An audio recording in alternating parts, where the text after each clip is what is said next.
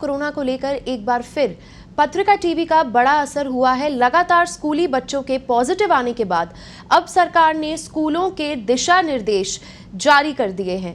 इसी के चलते अब स्कूलों को ऑनलाइन क्लासेस चालू रखनी होंगी। इसके साथ ही अब स्कूल छात्रों पर उपस्थिति के दबाव नहीं बना सकेंगे।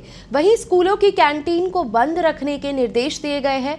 परिसर हो हर रोज अब सैनिटाइज रखना होगा। इसी के साथ अगर स्कूल में कोई भी व्यक्ति या छात्र कोरोना पॉजिटिव पाया जाता है तो संस्थान को 10 दिन के लिए बंद किया जाएगा।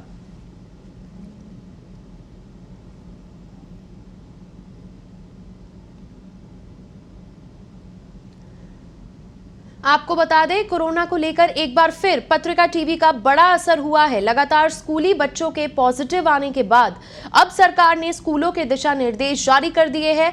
इसी के चलते अब स्कूलों को ऑनलाइन क्लासेस चालू रखनी होंगी। इसके साथ ही अब स्कूल छात्रों पर उपस्थिति के दबाव नहीं बना सकेंगे। वहीं स्कूलों की कैंटीन को बंद रखने के निर्देश दिए गए हैं। परिसर को हर रोज अब सैनिटाइज रखना होगा।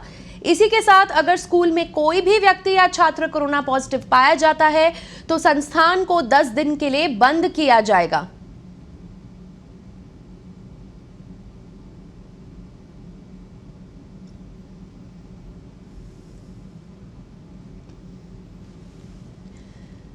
इस खबर पर ज्यादा जानकारी के लिए हमारे वरिष्ठ सहयोगी विनोद सिंह चौहान हमारे साथ जुड़ चुके हैं। आप मुझे सुन सकते हैं? जी बिल्कुल। मैं पूछना चाहूंगी, जो नई कोरोना गाइडलाइंस आई हैं उसके अंदर क्या कुछ दिशा निर्देश है, विस्तार से बताइए।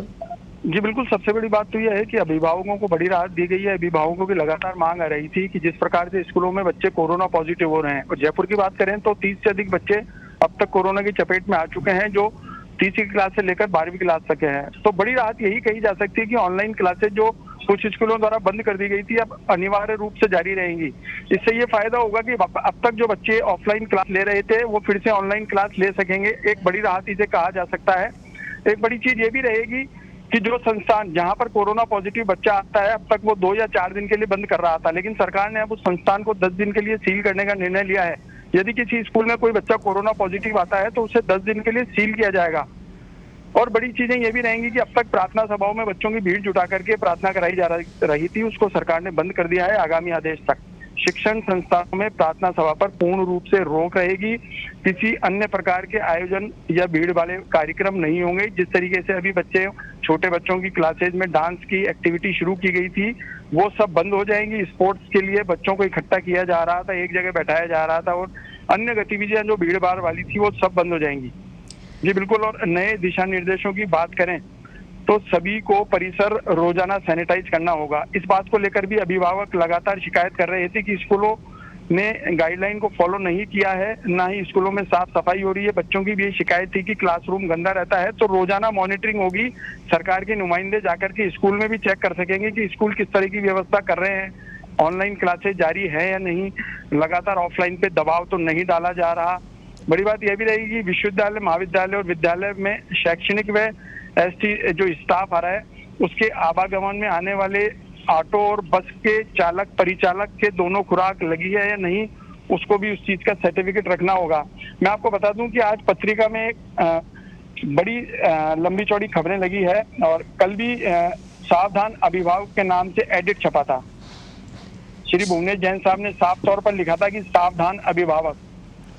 विशेषज्ञों ने पहले ही चेता दिया था कि नवंबर में स्कूली विद्यार्थियों पर कोरोना का तीसरी लहर अटैक कर सकती है, और इस बार बच्चों को ही कोरोना से हानि होगी, ये प्रमुखता से लिखा गया था। और इसे पत्रिका की बड़ी खबर और बड़ा असर भी कहा जा सकता है। पत्रिका टीवी भी लगातार खबरें चलाता रहा और अभिभावकों की तरफ से सबको सचेत करता रहा, अभिभावकों के दर्द को बताता रहा, अभिभावकों की पीड़ा को लगातार उजागर करता रहा। और आज पत्रिका टीवी की खबर का भी बड़ा असर गाइडलाइन के रूप में देखने को मिला है, जिसमें वो सभी चीजें मानी गई हैं। सरकार ने उन सभी चीजों को माना है। कुछ महत्वपूर्ण चीजों पे रोक लगाई है। जो पत्रिका टीवी अभिभावकों की आवाज बनकर लगातार उठाता रहा, दिखाता रहा, वो सब चीजें आज समाहित की गई है। और ऑनलाइन क्लास जारी रखने का निर्णय करवाने के लिए पत्रिका टीवी ने भी बहुत महत्वपूर्ण भूमिका निभाई, अभिभावकों की आवाज बना। जी।